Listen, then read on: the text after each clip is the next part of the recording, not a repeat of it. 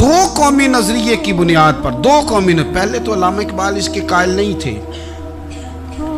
علامہ اقبال کا پہلے خیال یہ تھا کہ سارے جہاں سے اچھا ہندوستان ہمارا، یہ اقبال نے لکھا تھا۔ پھر اقبال کہتے ہیں میری سوچ بدلی، اور پھر میں نے کہا کہ نہیں، خطوں کے زور پہ نہیں، آپ رنگ نسل کے زور پہ نہیں، بلکہ کہنے لگے کہ اپنی ملت پر قیاس اقوام مغرب سے نہ کر، خاص ہے ترکیب میں قوم رسول ہاشمی۔ آپ جو تقسیم کریں گے، یہ جو تقسیم ہوئی ہے نا عرب کی، یہ مذہب کی بنیاد پہ نہیں ہوئی، یہ تو ان کی ذاتی لڑائیاں تھیں، چھوٹا سا دبئی بن گیا، چھوٹا سا مسقط، چھوٹا سا ابوظہبی، یہ تو ان کی ذاتی لڑائیاں تھیں، قبیلوں کی لڑائیاں تھیں، جنگیں تھیں، چھوٹے چھوٹے ملک الگ سے تقسیم ہو گئے۔ یہ مذہب کی بنیاد پہ ایسا نہیں ہوا۔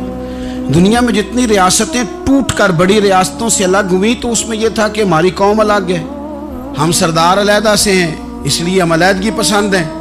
دنیا کے اندر دو ہی وطن ہیں جو دین کے نام پہ بنے، دو ہی اسٹیٹ ہیں جو اسلام کے نام پر وجود میں آئیں، پہلی مدینہ منورہ ہے اور دوسری پاکستان ہے۔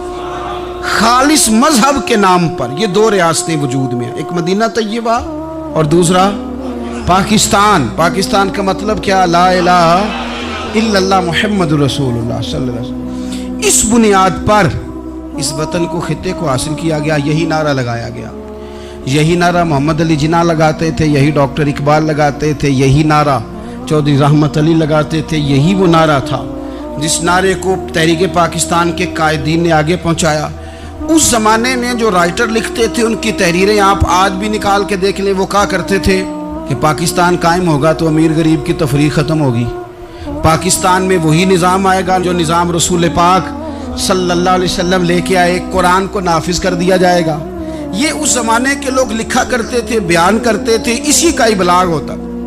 پتہ نہیں پھر کس کی نظر لگی، کیا ہوا، اور تحریک پاکستان میں جذباتی طور پر علماء نے کردار ادا کیا۔ علماء نے حضرت مولانا عبدالحامد بدایونی، حضرت مولانا سید نعیم الدین صاحب مراد آبادی، حضرت مولانا عبدالعلیم صاحب میرٹھی، اور ایک بڑا نام امیر ملت حضرت پیر سید جماعت علی شاہ صاحب محدث علی پوری، 100 سال سے زیادہ عمر کے بابا جی تحریک پاکستان کے لیے جلسے ہو رہے ہیں۔ بابا جی سے اٹھا نہیں جاتا، تو جس طرح 4 لوگ چارپائی پہ جنازہ اٹھاتے ہیں، اس طرح 4 لوگوں نے چارپائی پہ بابا جی کو اٹھایا ہوا ہے، امیر ملت سید زادے، اور چارپائی ان کی اٹھا کے جلسوں میں لے جائی جاتی ہے، اور وہ تقریریں کرتے ہیں اور کہتے ہیں سنو بھائی، جو مسلم لیگ کو ووٹ نہیں دے گا پھر ہم اس کا جنازہ بھی نہیں پڑھائیں گے، جو ووٹ نہیں دے گا ہم دفن بھی نہیں ہونے دیں گے اپنے قبرستانوں میں، جو ووٹ نہیں دے گا ہمارا مرید ہی نہیں۔ اتنے جذبات میں لا کے 40,000 لوگوں نے قربانیاں دی۔ ایک نظریہ تھا کہ ہندو الگ قوم ہے، مسلمان ایک، اور پھر پاکستان بنایا گیا۔ آج کیا دھما چوکڑی ہے، کیا ذاتوں پاتوں کی بنیاد پر؟ یہ تو ہندوؤں کا طریقہ تھا کہ وہ ذاتیں پاتیں گنتے تھے کہ یہ برہمن ہے، یہ شوتری ہے، یہ کھتری ہے، یہ فلانا ہے، یہ ہمارے گھر نہیں آ سکتا، یہ نیچ ہے۔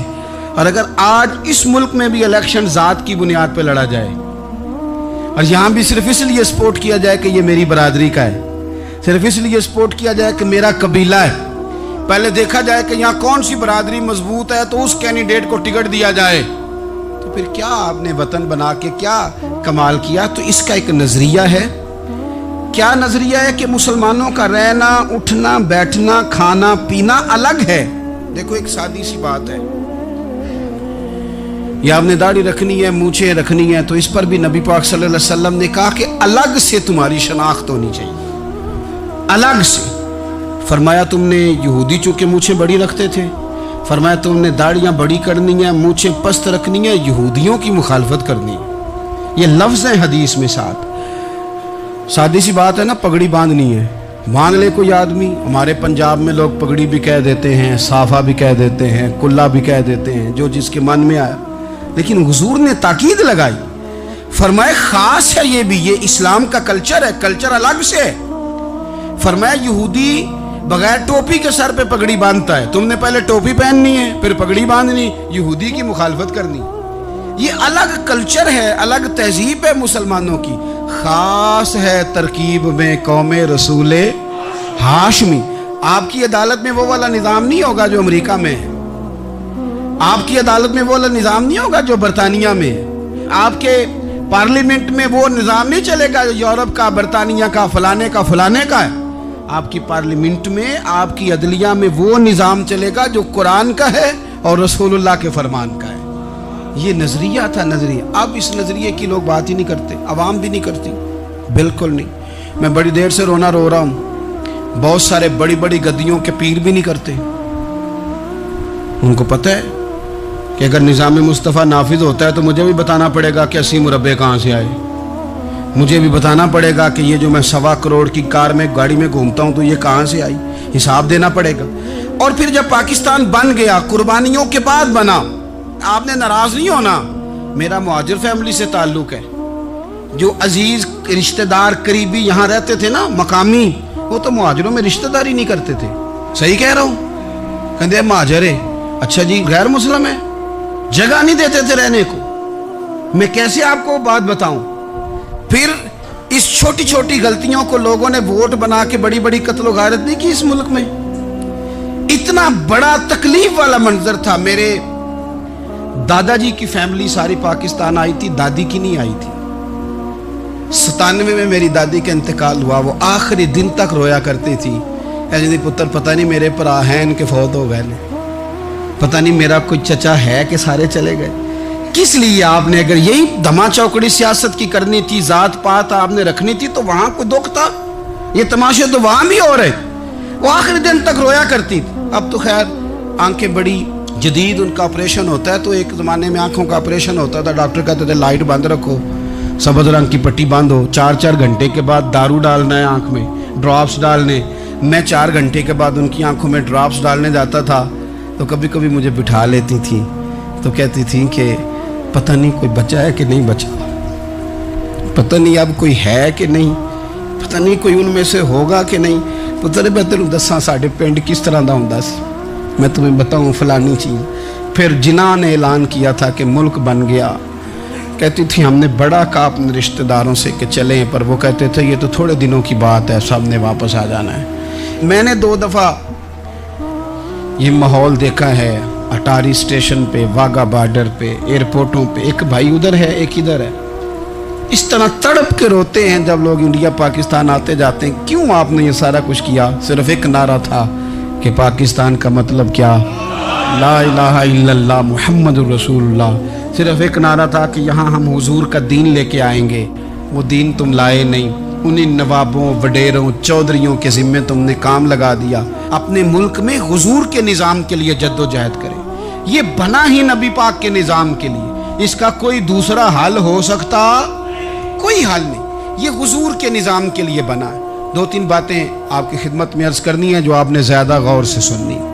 سب سے پہلے تو پاکستان بدلنے کے لیے ضروری ہے کہ نظام مصطفیٰ کے لیے جد و جہد کی جائے، فکر حسینی اپنائی جائے، اور وقت کے ہر یزید کو للکارا جائے، اور للکار کر کے نظام کے لیے کوشش کی جائے کہ نظام مصطفیٰ اس ملک میں نافذ ہو۔ اس جد و جہد کو آگے بڑھایا جائے، وہی جد و جہد جو ہمارے بزرگوں کا قافلہ صدر الافاضل سید نعیم الدین مراد آبادی سے لے کر علامہ شاہ احمد نورانی صدیقی تک، اور آج کے اس دور کے اکابرین تک جو جد و جہد کرتا آیا ہے، اس جد و جہد کو اپنایا جائے۔ ہمارے منہ سے یہ لفظ نکلیں کہ ہمیں صرف مسجد میں دین نہیں چاہیے، کچہری میں بھی چاہیے۔ دیکھیں نا، کچہری میں دین نافذ ہو تو کس طرح ہوتا ہے۔ تراویح بڑی سونی حضرت ابی بن کعب پڑھایا کرتے تھے، قرآن بڑا سونا پڑھتے، تو حضرت عمر نے کہا یہ تراویحیں پڑھائیں گی۔ اب چونکہ قرآن اچھا پڑھتے تھے، اچھا سمجھتے تھے، تو حضرت عمر نے فرمایا چونکہ قرآن اچھا پڑھتے ہیں لہذا چیف جسٹس بھی انہی کو بنانا ہے، جن کو سمجھ ہو قرآن کیا کہتا ہے فلاں چیز کے بارے میں۔ تو قاضی القضاء جج بھی حضرت ابی بن کعب کو بنایا۔ حضرت عمر پر ایک بندے نے مقدمہ کر دیا، حضرت عمر نے انہیں قاضی بنایا ہے، مقدمہ کر دیا۔ جناب عمر پیش ہوئے عدالت میں، پہلے تو وہ اٹھ کے کھڑے ہو گئے، پھر اس کے بعد مدعی نے جناب عمر سے کہا کہ آپ گواہ دیں۔ حضرت عمر کے پاس گواہ نہیں تھے، تو اس نے کہا ٹھیک ہے پھر آپ قسم دیں۔ حضرت ابی بن کعب رضی اللہ تعالیٰ عنہ فرمانے لگے آپ کو امیر المومنین کے ساتھ یہ رویہ اختیار نہیں کرنا چاہیے، आप अमीरुल मोमिनीन से कसम का मुतालबा कर रहे हैं।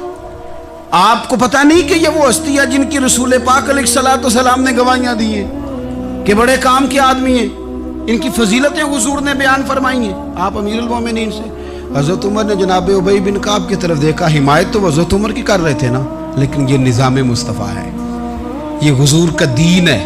हज़रत उमर फरमाने लगे आप इस मुकदमे का फैसला कर लें, बाद में आपको माजूल कर दिया जाएगा। ये आपने क्या कहा कि अमीरुल मोमिनीन से मुतालबा ना करें? फरमाया मैं जितना मर्जी भी मुअज़्ज़ज़ हूँ तो नबी पाक के कायदे के अंदर ना, जो कानून हुजूर ने दिए मैं उसके अंदर हूँ। किसी का एजाज उसे कानून से बाहर लेकर नहीं जाता, मैं कानून में हूँ और निज़ाम मुस्तफ़ा के साए के नीचे हूँ। सबसे पहले तो निज़ाम मुस्तफ़ा का मुतालबा करें। दूसरा मैं आपको एक बात अर्ज करूँ, एक होता है घर, एक होता है कब्रिस्तान, एक होता है घर, एक होता है डेरा। इन दोनों में फ़र्क है। हमारे हुक्मरानों और सियासतदानों के लिए पाकिस्तान यहाँ तो कब्रिस्तान है, यहाँ डेरा है। अगर कोई मर जाए तो यहाँ ला के दफन कर देते हैं ताकि पता चले हम यहाँ के वासी हैं। यहाँ डेरा, डेरा आपको पता है ना, पंजाबी में डेरा समझते हैं, फार्म हाउस, बैठक, समझ में आता है ना मसला। डेरे पे ना लोग मकान नहीं बनाते थे, अच्छा बावर्ची खाना नहीं बनाते थे, क्योंकि डेरे पे सियासत करनी होती है। कोई 2-4 बंदे आए, बैठे, चाय शाय पी, चले गए। रिहाइश जहाँ होती है वहाँ सोने के लिए, बैठने के लिए, आराम करने के लिए, किचन, बावर्ची खाना, खाने पीने के लिए, वहाँ अपने घर वालों के लिए बंदा बंदोबस्त करता है। पाकिस्तान को तो डेरा बनाया हुआ है। यहाँ तो ये आते हैं डेरेदारी करने के लिए। सियासत की 4 दिन, लोगों को कायल किया, इलेक्शन लड़ा, जीत गए तो रह गए, हार गए तो चले गए, और जब जीतने के बाद भी हुक्मरान रहे तो रहे, न रहे तो चले गए।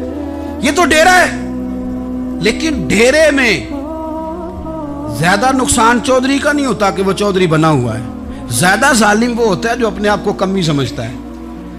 वो नुकसान करता है चौधरी का भी, चौधरी के बच्चों का भी। वो उसे तकब्बुर में मुब्तला करता है, वो उसको कहता है कि तू बादशाह सलामत, वो उसका दिमाग खराब करता है। इसलिए शेख सादी कहते थे बहुत सारे लोगों को उनके मुशीर तबाह कर देते हैं कि तू बल्ले बल्ले। तो पाकिस्तान इन लोगों के लिए या डेरा है या कब्रिस्तान है। घर तो मेरा और आपका है, लिहाजा हमने इसे घर समझना है, सिर्फ अपने घर को नहीं। हमारी गली भी हमारा घर है, हमारी सड़क भी हमारा घर है, हमारे पार्क हमारा घर है, पब्लिक प्रॉपर्टी सारी हमारी हैं। हमने हुक्मरानों का सिर्फ इंतजार नहीं करना, हमने रैपर देख के फेंकना है कि घर हमारा है। हमने सड़क पे कचरा देख के फेंकना है कि घर हमारा है। हमने इसके जर्रों से, इस वतन की मिट्टी से प्यार करना है। और ये आप छोड़ दें कि सिंध में फलाने की हुकूमत है और खैबर पख्तूनख्वा में फलाने की हुकूमत है, पंजाब फलाने का है और बलूचिस्तान फलाने का है। ये बातें आप छोड़ दें। खैबर पख्तूनख्वा भी दरवेशों का है, हज़रत बाबा अब्दुल रहमान का है, पीर ऑफमान की शरीफ का है खैबर पख्तूनख्वा, सिंध हज़रत अब्दुल्ला शाह गाजी का है, और पंजाब बाबा फरीद का है और दाता अली अजमेरी का है। तो मेरे अजीज़, सबसे पहले तो निज़ाम मुस्तफ़ा का मुतालबा करें, फिर इसकी सफाई में, सुथराई में, तामीर में, तरक्की में अपना किरदार अदा करें। तीसरी बात यह कि लोगों को ये बात समझाएं एक दूसरे को कि बहुत ज़्यादा खुद गर्ज ना बने, फ़कत अपने घर की फिक्र छोड़ दें। ये मिल्लतों का तरीका नहीं, कौमें इस तरह नहीं बनती। फ़कत अपने घर की फिक्र करना। ऐसी हवा चली है कि हर शख्स सोचता है तमाम शहर जले बस एक मेरा घर न जले। ये फिक्र छोड़ दें। देखें ना, हमें बताया गया, नबी करीम सल्लल्लाहु ताला अलैहि वसल्लम के फरमान ने बताया कि 40 घर आगे, 40 घर पीछे, 40 घर दाएं, 40 घर बाएं, ये तेरे पड़ोसी हैं। और सखावत तू कहाँ से शुरू कर? हुजूर ने जनाब अबू ज़र ग़िफ़ारी से फरमाया था कुछ ना हो सके तो शोरबा ही ज़्यादा पका लिया कर, इसी से पड़ोसियों का भला कर। अपने इर्द गिर्द थोड़ा देखें हम किसके कितने काम आ सकते हैं, और अगर किसी के घर में कोई परेशानी हो तो उसे ख़त्म करने की कोशिश करें। अगर हमारे दाएं बाएं कोई आदमी किसी गलत चीज़ में मुलव्विस हो तो दूर करने की कोशिश करें। क्यों भला? इसलिए कि पड़ोसी के घर की आग सिर्फ इसलिए नहीं बुझानी चाहिए कि उसका घर न जल जाए, पड़ोसी की आग इसलिए भी बुझा देनी चाहिए कि अगर उसके घर से आग ना बुझाई तो वो हमारे घर भी आ जाएगी। अगर साथ वाले के घर की आग ना बुझाई जाए तो वो हमारे घर भी आ जाएगी। इसलिए इस वतन में जितने घर हैं वो सारे अपने। एक आखिरी बात आप हजरात की खिदमत में बड़ी दर्दमंदाना मैंने अर्ज़ कर दी, दर्दमंदाना। अगर सियासतदान अमीर कबीर हमारा भला नहीं करते तो चलो हम ही एक दूसरे का भला करना शुरू कर दें, थोड़ा थोड़ा नफ़ा करना शुरू कर दें। हुजूर अलैहिस्सलाम ने फरमाया लोगों में बेहतर वो है जो लोगों के लिए नफ़ामंद हो। अगर बहुत ज़्यादा ऊंचे दर्जे का अफसर अगर हमें लगता है इल्ला माशाल्लाह कि वो करप्ट है, तो जहाँ जहाँ हम बैठे हुए हैं जिस जगह पे, उन जगहों पे ही हम एक दूसरे का भला करने लग जाएं। चलो मेहरबानी करे रेड़ी वाला ये सोच ले कि मैंने वो फल नहीं लेके जाना जो लोगों को बीमार कर देगा। चले सब्ज़ी वाला ये सोच ले कि ये वाली सब्ज़ी अब इतनी तबाहकुन हो गई है कि बीमार करेगी, ये काम। चलो मेडिकल स्टोर वाला ही मेहरबानी करे कि मैंने दवाएं सिर्फ वो लेके आनी हैं जो फ़ायदा मंद हैं, जो दवाएं एक्सपायर हो गई हैं जिनमें कोई मसला बन गया है वो मैंने काम नहीं करना। और चलो करियाने वाला ही मेहरबानी कर दे, वो बेसन ही सही ले आए यार, वो वाला ना बेचे जो लोगों के लिए नुकसान का बायस, वो बोतलें असली बेचे नकली ना बेचे, क्योंकि वतन हमारा है। आप यकीन करें कि मैं ऊपर की बात नहीं करता, नीचे तक हाल इतना ख़राब है कि आगे आगे जो फल दिखाने को लगाए हैं वो और हैं और उनके पीछे जो पड़े हैं वो और हैं। इतना अजीब मंजर, इतनी अजीब। मैं अब तो चलें कुछ अहबाब मुझे सफ़र करा देते हैं। एक ज़माने तक मैं किराए की गाड़ी में सफ़र करता था। एक साहब को मैंने एक दफ़ा बताया कि मुझे शेखुपुरा जाना है, कितनी देर रुकेंगे? मैंने कहा कि ज़ाहिर है जलसा है, फारिग होगा तो आ जाएंगे। तो शेखुपुरा वालों ने भी मुझे शेखुपुरा बताया था, तो वहाँ जाके पता चला कि 10 किलोमीटर अंदर जाना है। उन्होंने ब्रेक लगा ली वहीं पे, कहने लगे जो 10 किलोमीटर अगे जाना है तो पैसे नवे तय होण गए। गल शेखुपुरे दी हुई सी। तो मैं कोई ऐसा मसला नहीं था, मैं हंस पड़ा, परेशान नहीं हुआ। मैंने कहा बिल्कुल ठीक है, आप सही कह रहे हैं, ये आपकी बात बिल्कुल बजा है, आपने जो कहा वो दुरुस्त कहा। लेकिन यार मैंने तो यही सुना है कि ये शेखुपुरा है, तो 10 किलोमीटर तक तो बहरहाल एक शहर वैसे भी होता ही है। ये तो नहीं होता कि उसकी एक बाउंड्री है कि 1 किलोमीटर के अंदर शहर बंद है। लेकिन मैंने कहा कि तेरी सोच ने एक बात मुझे, उस दोस्त को मैंने समझाया, प्यारे थे, कायल किया। और मैंने कहा तुम्हारी सोच से एक बात मेरी समझ में आई है कि हम बड़े खुदगर्ज हैं। हमें सिर्फ हमारे हुक्मरान नहीं लूटते, बस हाथ ना पहुँचे तो अंगूर खट्टे, वरना अगर पहुँच जाएं तो कोई एक तरीका होना चाहिए किसी बंदे को किसी जगह नीचे लेके आने का कि ओ हो 10 किलोमीटर आपने तो ये कहा था, अब कैसे बात होगी? मैंने उन्हें कहा कि कुछ भी नहीं इससे फ़र्क पड़ता, इससे कोई फ़र्क नहीं पड़ता। लेकिन एक ज़माना मैंने दौर देखा और एक दौर मैंने वो भी देखा कि मुझे एक जगह जाना था। अल्लाहु अकबर। एक कारी साहब थे, इमाम साहब थे, किसी ज़माने में वो रह चुके, तो हमारे इलाके में भी उन्होंने इमामत की थी। तो मैं वहाँ जा रहा था, तो उनके गांव पहुँचने स्टॉप पे उतर के तो मैं तांगे पे बैठा। तांगे वाले को मैंने कहा कि वो चूँकि अपने गांव जा चुके थे छोड़ के हमारा इलाका, तो मैंने कहा फ़लाने कारी साहब के यहाँ जाना है। तो नीचे उतर के तांगे वाला, जाहिर है कार वाले से तो गरीब ही होता है, तो मैंने उस तांगे वाले से कहा कि मियाँ किराया कितना तेरा बनता है? कहने लगा मैं मौलवी साहब दे परौने को किराया नहीं लेंदा, इसलिए कि उन्होंने हमें कुरान पाक पढ़ाया है और उन्होंने हमें। और फिर मैं वो तांगे वाला, उसके कपड़े, उसकी तामत, उसका सारा कुछ सादा, तो मैं बार बार मेरा दिल करता था कि मेरी आंखें इसकी फ़ोटो खींच लें, क्या शख्स है, क्या अंदाज है। और वो मुझे कहने लगा मौलवी साहब वापस कदों को जाना दे। मैंने उनसे कहा कि मैंने ना जी शाम को ही वापस लौट जाना है। तो कहने लगे मैं डीगर को तक तुहाडा वेट करांगा तो मैं तुहानू डीकांगा, एक सवारी घट पावांगा। मेरा दिल करता है मौलवी साहब का परौना वापस भी फ्री जाए। क्या उसकी आमदन होती है तांगे वाले की। वो बंदा भी याद रह गया, ये बंदा भी याद रह गया। खुदारा हम याद रहेंगे। मेहरबानी करें आप, एक दूसरे का थोड़ा थोड़ा भला करें, एक दूसरे की थोड़ी थोड़ी खैर करें, एक दूसरे का थोड़ा थोड़ा नज़रिया। एक बंदा मुझे वो भी याद है, बस में बैठा था तो उसने ना, एक बूढ़ी अम्मा ने उसे कहा कि पुत्र मेरे को ना, किराया 14 रुपये था, तो उसने कहा पुत्र मेरे को 10 ही दे। तो अपना अपना रवैया होता है। तो वो कंडक्टर जो था गाड़ी का, कहने लगा अम्मा जी उतर के आगा नहीं जे जाना। कहने लगी पुत्र वे जाना है, पैदल टुर जाएंगी। गरीब है मेरा पुत्र, ज़्यादा पैसे नहीं कमाता, तो 10 रुपये ही ने। तो वो कैलेंडर भी मुझे याद रह गया, उसने 10 भी अम्मा को वापस कर दिया। कहने लगा अम्मा जी कोई गल नहीं, सारी दिहाड़ी कमाई दे ही ने, अल्लाह देवने वाला है, तुसी पैदल ना जावियो, ए 10 रुपये रक्शे वाले नूं दईओ ताकि तुहानूं घर च। ओ यार एक एक कतरा इस मुल्क में, एक एक आंसू किसी का पूछ लो, ज़्यादा नहीं, एक एक दो दो आंसू पूछोगे तो बड़े लोग रोना छोड़ देंगे, एक एक दो दो आंसू पूछ लोगे तो बड़े लोग हैं रोना छोड़ देंगे। मैं चूँकि गौर से चीज़ों को, मेरा हाफ़ज़ा बड़ा अच्छा है तो मैं देखता रहता हूँ। मेरी अमशीरा की शादी थी तो मैंने एक फ़र्नीचर वाले से बात की, मैंने कहा भाई इस तरह करके फ़र्नीचर बनाना है। तो कहने लगा घर वास्ते या किसी धी नूं देना जे वडेरे बाबा जी? मैंने कहा जी नहीं। कहने लगा हज़रत जी जिमें दिल करेगा कर लिया जे, धियाँ धियानियाँ का उंज भी हिस्सा होंदा है। तो मैं बेटियों के लिए, ओ भाई ना कोई उसमें कमी हुई, गरीब आदमी था ना मैंने कोई कमी की, हो गई बात, पर बाबा तो याद रह गया ना।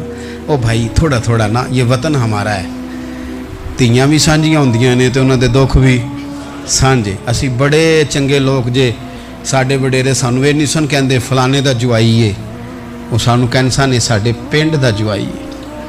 और चौधरियों का बच्चा भी उतर के सलाम करके कहता था भाजी तुहाडा बैग मैं ना चाला, घर ना छाड़ आवां, अपना कल्चर वापस ले आओ, नहीं चाहिए हमें ज़्यादा मोबाइल, कौन नहीं ज़रूरत हमें टेक्नोलॉजी की, कौन नहीं इतनी लंबी चौड़ी फ़ोटो की, वापस आओ। बेटी इस पिंड साड़ी धी विआही है, उत्थे जो बरात जाएगी तो उस धी का भी तोहफा जाएगा, क्योंकि उत्थे ये वापस आ जाओ ना, इतने जदीद बनो कि ख़ुद गर्जी हो ना, ये जुमले बोलो कि मैं ज़रूरत पड़े तो गधे को बाप बना लेता हूँ, इस तरह न करो। अपनी ही मिट्टी पे चलने का सलीका सीखो, किसी के संगे मर मर पे चलोगे तो फिसल जाओगे। प्यार बांटे, ये वतन हमारा है, हमने यहाँ मिल कर रहना। छोटे छोटे ताउन एक दूसरे के साथ करोगे तो वतन में अख़ुवत बढ़े, प्यार बढ़ेगा, लिल्लाहियत में इजाफा होगा।